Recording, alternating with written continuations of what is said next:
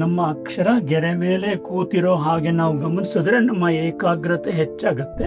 ಉದಾಹರಣೆಗೆ ಡಾಗ್ ಅಂತ ಬರಿಬೇಕಾಗಿದೆ, ಅರ್ಧದಷ್ಟು ಸೈಜ್ ಇರೋ ಹಾಗೆ ಬರೀತೀನಿ, ನೋಡ್ಕೊಳ್ಳಿ.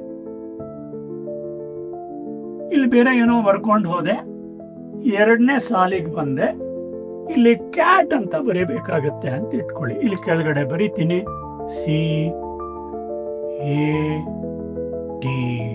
ನೋಡಿದ್ರೆ ಇಲ್ಲಿ ಆಕ್ಸಿಡೆಂಟ್ ಆಯ್ತು. ಇದಕ್ಕೆ ಡಿಸೆಂಡರ್ ಇದೆ, ಇದಕ್ಕೆ ಅಸೆಂಡರ್ ಇದೆ.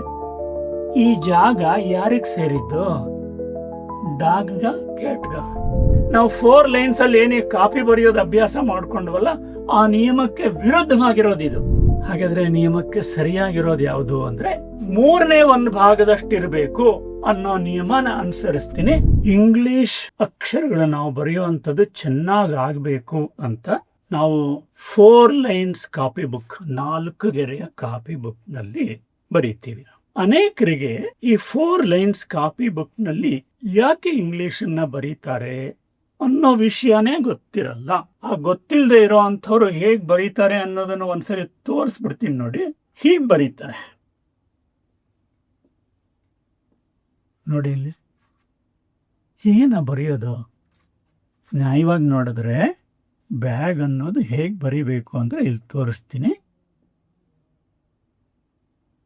ಇದು ಅಸೆಂಡರ್ ಇದೆ, ಎ ಅನ್ನೋದು ಇವ್ದಲ್ಲಿ ಮಾತ್ರ ಇರಬೇಕು, ಜಿ ಅನ್ನೋದು ಹೀಗಿರಬೇಕು.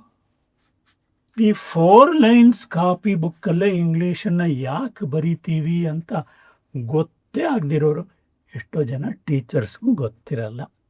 ನಾನು ತಪ್ಪು ಅಂತ ಹೇಳಲ್ಲ, ಅದರ ಬಗ್ಗೆ ಅಜ್ಞಾನ ಇದೆ. ಈ ಥರ ಗೊತ್ತಿಲ್ಲದಿರೋ ಹೇಗೆ ಬರೀತಾರೆ? ಈಗ ನಾನು ಹೇಳ್ತೀನಿ 4 ಲೈನ್ಸ್ ಕಾಪಿ ಬುಕ್ಕಲ್ಲೇ ಯಾಕೆ ಬರೀಬೇಕು ಅಂತ ಹೇಳಿದ್ರೆ, ಇವತ್ತು ಇದೊಂದು ಖಾಲಿ ಜಾಗ, ಇಲ್ಲಿ ನಾನು 4 ಗೆರೆ ಎಳಿತೀನಿ ಅಂತ ಇಟ್ಕೊಳ್ಳಿ.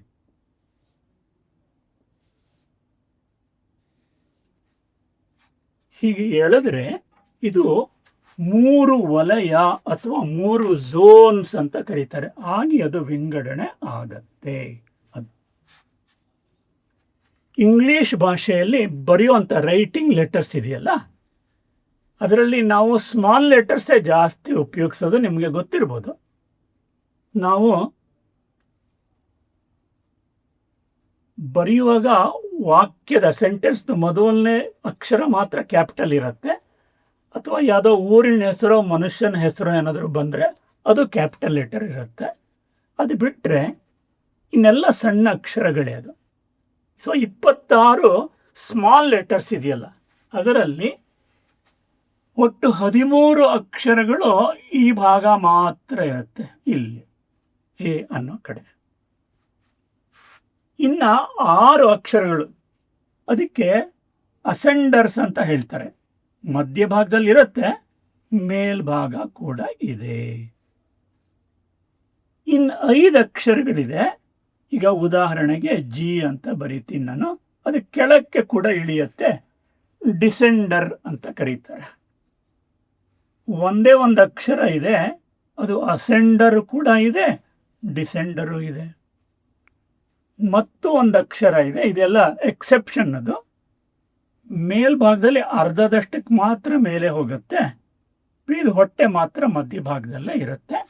ಈ ಎಲ್ಲ ಅಕ್ಷರಗಳಿಗೂ ಈ ಮಧ್ಯಭಾಗ ಇರುತ್ತೆ. ಅದು ಈ 4 ಲೈನ್ಸ್ ಎಳೆಯೋದ್ರಿಂದ ನೀವು ಚೆನ್ನಾಗಿ ಅರ್ಥ ಆಗಲಿ ಅಂತ ಈ ಒಂದು ಹೋಲಿಕೆ ಕೊಡ್ತೀನಿ. ಇದು ನಮ್ಮ ದೇಶದ ರಾಷ್ಟ್ರ ಧ್ವಜ ಇದೆಯಲ್ಲ, ಆ ರೀತಿ ಆಗುತ್ತೆ. ಇದು ಕೇಸರಿ ವಲಯ, ಬಿಳಿ ವಲಯ ಮತ್ತು ಇದು ಹಸಿರು ವಲಯ ಅಂತೇಳಿ. ಈ ಥರ ವಲಯ ಇರೋದ್ರಿಂದ ಇನ್ನೂ ಒಂದು ವಿಷಯ ನಾವು ತಿಳ್ಕೊಳ್ಬೇಕು. ಯಾವ್ಯಾವ ವಲಯದಲ್ಲಿ ಯಾವ ಅಕ್ಷರ, ಎಷ್ಟು ಅಕ್ಷರಗಳಿಗೆ ಈ ಥರ ಅಸೆಂಡರ್ ಇದೆ, ಡಿಸೆಂಡರ್ ಇದೆ, ಮೇಲೆ ಕೆಳಗೆ ಎಷ್ಟಿದೆ ಅನ್ನೋದನ್ನು ನಾವು ಸ್ವಲ್ಪ ತಿಳ್ಕೊಂಡಿದ್ರೆ ಒಳ್ಳೆಯದು. 4 ಲೈನ್ಸ್ ಕಾಪಿ ಪುಸ್ತಕದಲ್ಲಿ ಕಾಪಿ ಬರೆಯುವ ಉದ್ದೇಶನೇ ಅದು. ಈಗ ಈ 4 ಲೈನ್ಸ್ ಬರೆದಿರೋದ್ರಿಂದ ನಮ್ಗೆ ಇನ್ನೂ ಒಂದು ಸಂಗತಿ ಗೊತ್ತಾಗತ್ತೆ. ಇದು ಎರಡನ್ನ ನಾನು ಅಳಿಸ್ತೀನಿ ಅಕ್ಷರಗಳನ್ನ. 3 ವಲಯಗಳಿದ್ರೆ ಒಟ್ಟು ಅದರಲ್ಲಿ ಒಂದು ವಲಯದಲ್ಲಿ ಮಾತ್ರ ಅಕ್ಷರ ಫುಲ್ ತುಂಬಿರುತ್ತೆ. ಇನ್ನು ಉಳಿದಿರೋ 2 ವಲಯಗಳಿದೆಯಲ್ಲ ಅದು ಖಾಲಿ ಇರುತ್ತೆ. ಅಂದ್ರೆ ನಾವು ಬರೆದಿರೋ ಅಂತ ಅಕ್ಷರಗಳಿದೆಯಲ್ಲ ಅದು ಏನ್ ಜಾಗದಲ್ಲಿ ಯಾವ ಜಾಗದಲ್ಲಿ ನಾವು ಬರಿತೀವೋ ಅದರ 1/3 ಇರಬೇಕು, 1/3 ಖಾಲಿ ಇರಬೇಕು ಅನ್ನೋದು ಇದರದ್ದು ಸಂದೇಶ. ಅದು ನೋಡಿ ಎಂಥ ವಿಚಿತ್ರ. ನಮ್ಮ ಅಕ್ಷರ ಚೆನ್ನಾಗಿರ್ಬೇಕಾದ್ರೆ ಪ್ರತಿಯೊಂದು ಅಕ್ಷರನೂ ಚೆನ್ನಾಗಿರ್ಬೇಕು, ಅದು ಒಂದು ವಿಷಯ. ಆದ್ರೆ ನಮ್ಮ ಅಕ್ಷರ ಚೆನ್ನಾಗಿ ಕಾಣಿಸ್ಬೇಕಾದ್ರೆ ನಾವು ಬರೀದೆ ಖಾಲಿ ಬಿಟ್ಟಿರ್ತೀವಲ್ಲ ಅದು ಹೇಗಿರುತ್ತೆ ಅನ್ನೋದು ಕೂಡ ನಮ್ಮ ಅಕ್ಷರದ ಸೌಂದರ್ಯವನ್ನ ನಿರ್ಧರಿಸುತ್ತೆ. ಇದರಿಂದ ನಾವು ತಿಳ್ಕೊಳ್ಳೋ ಅಂತ ಒಂದು ಮುಖ್ಯವಾದ ಸಂದೇಶ ಅಂದ್ರೆ ನಾವು ಬರೆದಿರೋ ಅಂತ ಒಂದು ಜಾಗದಲ್ಲಿ 1/3 ಭಾಗ ಮಾತ್ರ ತುಂಬಿದ್ದು ಇನ್ನು 2/3 ಭಾಗದಷ್ಟು ಭಾಗ ಖಾಲಿ ಇರಬೇಕು ಅಂತ. ಈಗ ಮುಂದಿನ ಒಂದು ವಿಷಯಕ್ಕೆ ನಾನು ಬರ್ತೀನಿ. ಕೆಲವರು ಏನ್ ಹೇಳ್ತಾರೆ ಅಂದ್ರೆ 4 ಲೈನ್ಸ್ ನಲ್ಲಿ ನಾವು ಬರೆಯೋ ಅಂಥದ್ದು ಕೇವಲ ಪ್ರಾಕ್ಟೀಸ್ಗೋಸ್ಕರ. ನಾವು ಯಾವಾಗ್ಲೂ ಶಾಲೆಯಲ್ಲಿ ಕೊಡುವಂತ ಹೋಮ್ವರ್ಕ್ ಮಾಡೋದು ಇನ್ನೇನೋ ಎಲ್ಲ ಸಿಂಗಲ್ ಲೈನ್ ನೋಟ್ಬುಕ್ ನಲ್ಲಿ ನಿಮ್ಗೆ ಗೊತ್ತಿರ್ಬೋದು. ಈಗ ಇದು ಸಿಂಗಲ್ ಲೈನ್ ಅಂತ ತಿಳ್ಕೊಳ್ಳೋಣ. ಇದು ಮಾರ್ಜಿನ್, ಇದು ಸಿಂಗಲ್ ಲೈನ್.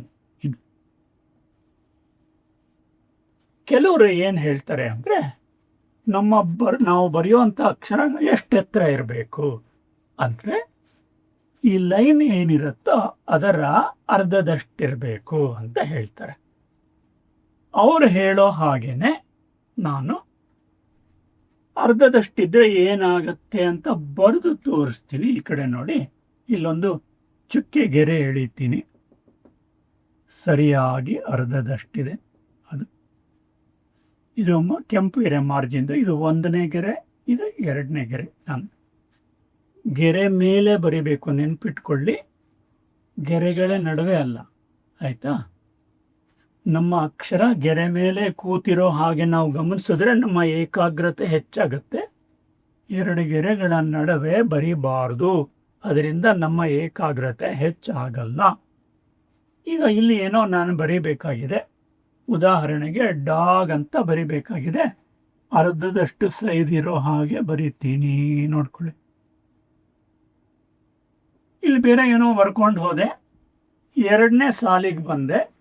ಇಲ್ಲಿ ಕ್ಯಾಟ್ ಅಂತ ಬರೀಬೇಕಾಗತ್ತೆ ಅಂತ ಇಟ್ಕೊಳ್ಳಿ. ಇಲ್ಲಿ ಕೆಳಗಡೆ ಬರೀತೀನಿ CAT. ನೋಡಿದ್ರೆ ಇಲ್ಲಿ ಆಕ್ಸಿಡೆಂಟ್ ಆಯಿತು. ಇದಕ್ಕೆ ಡಿಸೆಂಡರ್ ಇದೆ, ಇದಕ್ಕೆ ಅಸೆಂಡರ್ ಇದೆ. ಈ ಜಾಗ ಯಾರಿಗೆ ಸೇರಿದ್ದು? ಡಾಗ್ಗ ಕ್ಯಾಟ್ಗ?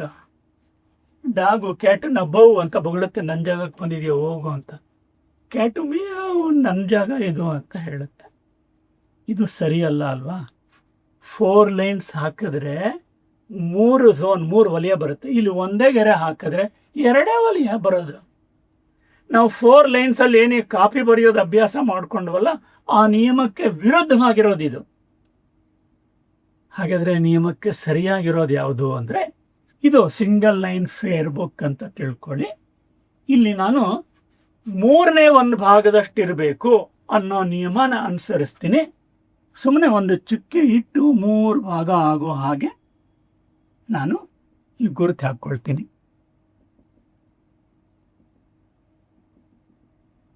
ಈಗ ನೋಡಿ, ಇಲ್ಲಿ ಅದೇ ಡಾಗ್ ಮತ್ತೆ ಕ್ಯಾಟನ್ ಬರೀತೀನಿ. ಡಾಗ್, ಇಲ್ಲಿ ನೋಡಿ CAT. ಇದ್ರ ಜಾಗದಲ್ಲಿ ಇದಿದೆ, ಅದ್ರ ಜಾಗದಲ್ಲಿ ಅದಿದೆ. ಆಕ್ಸಿಡೆಂಟ್ ಇಲ್ಲ, ಓಂ ಶಾಂತಿ, ಜಗಳ ಇಲ್ಲ ಪರಸ್ಪರ. ಹೀಗೆ 1/3 ಭಾಗದಲ್ಲಿ ಕೆಲವರು ತಪ್ಪು ತಿಳ್ಕೊಳ್ತಾರೆ. ನಾನು ಅವಾಗಲೇ ಮಧ್ಯಭಾಗ ಮೇಲ್ಭಾಗ ಅಂತೆಲ್ಲ ಹೇಳಿದ್ನಲ್ಲ, ಡಾಗ್ ಹಿಂಗೆ ಬರಿಬೇಕು ಅಂತ ಅಲ್ಲ. 2 ಗೆರೆಗಳ ಪ್ರಿಂಟೆಡ್ ಗೆರೆಗಳ ನಡುವೆ ಅಲ್ಲ ಬರೆಯೋದು, ಇದು ತಪ್ಪು. ಅದು ನಾವು ಪ್ರಿಂಟೆಡ್ ಗೆರೆ ಮೇಲೆ ಕೂತ್ಕೊಂಡಿರ್ಬೇಕು, ಆ ರೀತಿ ನಾವು ಅಕ್ಷರಗಳನ್ನು ಬರೀಬೇಕು. ಇಲ್ಲಿ ಸಾಮಾನ್ಯವಾಗಿ ನಿಮ್ಮ ಅಕ್ಷರ ಚೆನ್ನಾಗಾಗಲಿಕ್ಕೆ ನೀವು ಒಂದು ಕೆಲಸ ಮಾಡ್ಬೋದು. ಇದೇ ಸಿಂಗಲ್ ಲೈನ್ ಅಂತ ಇಟ್ಕೊಳ್ಳಿ. ಇಲ್ಲಿ ನಮ್ಮ ಕಣ್ಣಿಗೆ ಸ್ಕೇಲ್ ಥರ ಕೆಲಸ ಮಾಡೋ ಹಾಗೆ ನಾವು ಅಭ್ಯಾಸ ಮಾಡಿಸ್ಬೋದು, ಆ ಸಾಮರ್ಥ್ಯ ಇದೆ. ಮಧ್ಯ ಅಲ್ಲ, 1/3 ಭಾಗದಷ್ಟು ಇರೋ ಹಾಗೆ ಒಂದು ಗೆರೆ ಎಳೀರಿ. ಇಲ್ಲಿ ಇನ್ನೊಂದು ಗೆರೆ ಇದೆ ಅಂತ ತಿಳ್ಕೊಳ್ಳಿ. ತಿಳ್ಕೊಂಡು ಈ ಸೈಜ್ ಇರೋ ಹಾಗೆ ನೀವು ಬರೋದು ಅಭ್ಯಾಸ ಮಾಡಿ. ಸೈಜ್ ಅದು ಹಾಗೆ ಮಾಡಿದ್ರೆ ನಿಮಗೆ ಗೊತ್ತಾಗುತ್ತೆ. ಇಲ್ಲ, ಈಗ ಉದಾಹರಣೆಗೆ ಎ ಅಂತ ಬರೀತೀರಾ, ಬಿ ಅಲ್ಲಿವರೆಗೆ ಹೋಗಬೇಕು, ಸಿ ಹೀಗೆ ಬರೆದು ಅಭ್ಯಾಸ ಮಾಡಿ ನಿಮ್ಮ ಅಕ್ಷರ ಅವಾಗ ಚೆನ್ನಾಗಾಗೋದು ನಿಮಗೆ ಗೊತ್ತಾಗುತ್ತೆ. ಅಕ್ಷರಗಳ ಎತ್ತರ ಎಷ್ಟಿರಬೇಕು, ದಪ್ಪ ಎಷ್ಟಿರಬೇಕು ಅದು ಮುಖ್ಯ. ಅದು 2 ಲೈನ್ಗಳ ನಡುವೆ ಸ್ಪೇಸ್ ಎಷ್ಟಿರುತ್ತೋ ಅದನ್ನು ಲೈನ್ ಸ್ಪೇಸಿಂಗ್ ಅಂತ ಕರೀತಾರೆ. ಅದರ 1/3 ಭಾಗದಷ್ಟು ಸೈಜು ನಮ್ಮ ಅಕ್ಷರಗಳಿರಬೇಕು, ಆಗ ಚೆನ್ನಾಗಿ ಕಾಣಿಸುತ್ತೆ. ಇದು 4 ಲೈನ್ಸ್ ಕಾಪಿ ಬುಕ್ಕಲ್ಲಿ ನಾವು ಬರಿತೀವಲ್ಲ, ಆ ರೂಲ್ಸ್ಗೆ ಪ್ರಕಾರ ಆ ರೀತಿ ಇರಬೇಕು ಅಂತ ನೀವು ಮಾಡಿ ನೋಡಿ. ಈ ನಿಯಮ ಅನುಸರಿಸಿದ್ರೆ ನಿಮ್ಮ ಕೈ ಬರಹ ಸುಧಾರಿಸ್ಬೋದು. ಈ ವಿಡಿಯೋ ನೋಡಿದ ಮೇಲೆ ನೀವು ಈ ಥರ ಪ್ರಯತ್ನ ಮಾಡಿ ನಿಮ್ಮ ಅಕ್ಷರ ಸುಧಾರಿಸ್ಕೊಂಡಿದ್ರೆ ಅಥವಾ ಏನಾದರೂ ಸಮಸ್ಯೆ ಆಗಿದ್ದರೆ ನಿಮ್ಮ ಕಮೆಂಟ್ ಬಾಕ್ಸಲ್ಲಿ ನೀವು ಬರಿಬೋದು. ಅದನ್ನು ನೋಡಿ ನಾನು ಖಂಡಿತವಾಗಿ ಉತ್ತರಿಸ್ತೀನಿ. ಅದರ ಜೊತೆಗೆ ಕೈ ಬರಹದ ಬಗ್ಗೆ ನಿಮಗೆ ಇನ್ನೇ ಬೇರೆ ಏನಾದರೂ ಸಮಸ್ಯೆ ಇದ್ದರೆ, ಪ್ರಶ್ನೆಗಳಿದ್ದರೆ ಯಾವುದನ್ನು ಬೇಕಾದರೂ ನೀವು ಕೇಳ್ಬೋದು. ಅದೆಲ್ಲದಕ್ಕೂ ಆ ಕಮೆಂಟ್ ಬಾಕ್ಸಲ್ಲಿ ನಾನು ಉತ್ತರ ಹೇಳ್ತೀನಿ.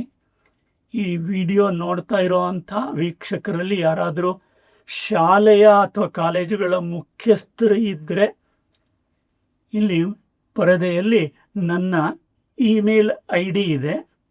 ಅದಕ್ಕೆ ನೀವು ಮೇಲ್ ಮಾಡಿದ್ರೆ ನಾನು ಬೇಕಾದರೆ ನಿಮ್ಮ ಶಾಲೆಗೆ ಬಂದು ಕೈ ಬರಹದ ಬಗ್ಗೆ ಜಾಗೃತಿ ಉಂಟು ಮಾಡೋ ಅಂಥ ಕಾರ್ಯಕ್ರಮ ಕೂಡ ನಡೆಸ್ಕೊಡ್ಬೋದು. ನಿಮಗೆ ಆಸಕ್ತಿ ಇದ್ದರೆ ನನ್ನನ್ನು ಸಂಪರ್ಕ ಮಾಡ್ಬೋದು ಇಮೇಲ್ ಮೂಲಕ. ನಮಸ್ಕಾರ.